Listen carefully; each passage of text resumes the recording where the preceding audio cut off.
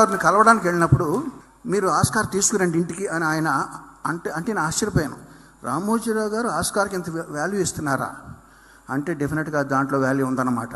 అది ఎలాగైనా తీసుకురావాలి అనే ఒక టెన్షన్ బయలుదేరిందండి. చంద్రబాబు గారు చెప్పినట్టు లాస్ట్ 45 సెకండ్స్లో, లాస్ట్ 1 మినిట్లో అది అనౌన్స్ చేసే ముందర ఎవరి కోసం కాకపోయినా ఆయన కోసం నేను ఇది నాకు రావాలి అని ఒక ఫింగర్స్ క్రాస్ అంటారు చూడండి, అట్లా నేను ఆ స్టేట్లో ఉన్నాను. అది వచ్చింది.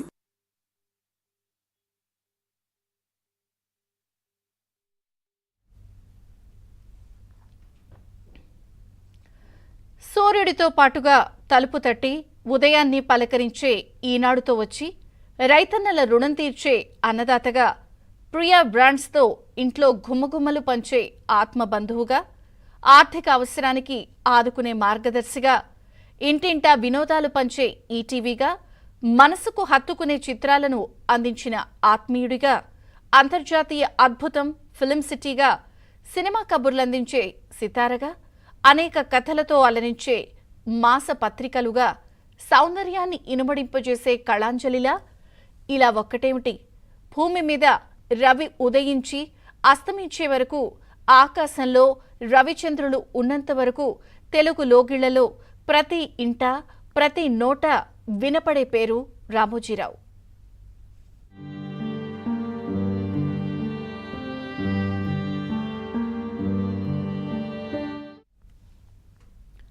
రామోజీరావు ఈ పేరు వింటే చాలు ఓ నిత్య కృషివలుడు రూపు కళ్ల ముందు మెదులుతుంది. ఈ పేరు వింటే చాలు క్షణం కూడా తీరిక లేకుండా బుర్రను పరుగులు పెట్టించే ఓ టైం మెషిన్ గుర్తుకొస్తుంది. తెలుగు పత్రికా రంగంలో ఓ కొత్త ఒరవడికి నాంది.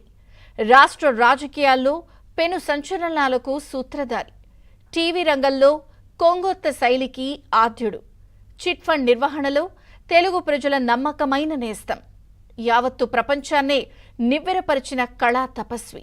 ఇలా చెప్పుకుంటూ పోతే ఈ జాబితా చాంతాడంత అవుతుంది.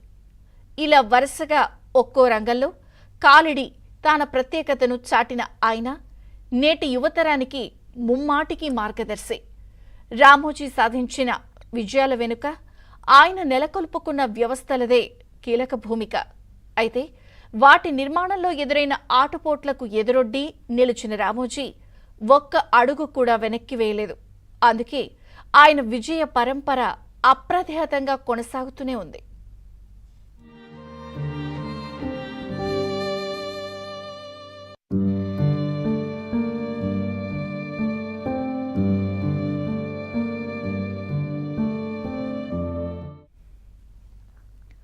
కృష్ణా జిల్లా గుడివాడ సమీపంలోని పెదపారుపూడిలో 1936 నవంబర్ 16న సాధారణ మధ్యతరగతి రైతు కుటుంబంలో జన్మించిన చెరుకూరి రామోజీరావు అంచెలంచెలుగా ఎదిగారు.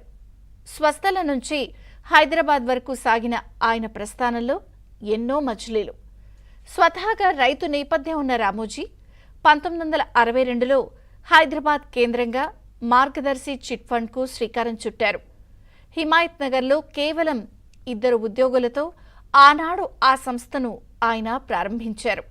మార్గదర్శి ప్రచారం కోసం కిరణ్ యాడ్స్ పేరిట యాడ్ ఏజెన్సీని హైదరాబాద్లో ఏర్పాటు చేశారు. ఈ ఏజెన్సీ హైదరాబాద్లో ప్రభుత్వ గుర్తింపు పొందిన తొట్టతొలి యాడ్ ఏజెన్సీగా నిలిచింది. ఆ తర్వాత కొద్ది కాలానికి మార్గదర్శి 2వ శాఖను విశాఖపట్టణంలో నెలకొల్పారు. నేడు వేలాది మంది ఉద్యోగులు, లక్షలాది మంది కస్టమర్లతో, కోట్ల టర్నోవర్తో చిట్ ఫండ్స్ రంగంలో తిరుగులేని సంస్థగా మార్గదర్శి దూసుకుపోతోంది.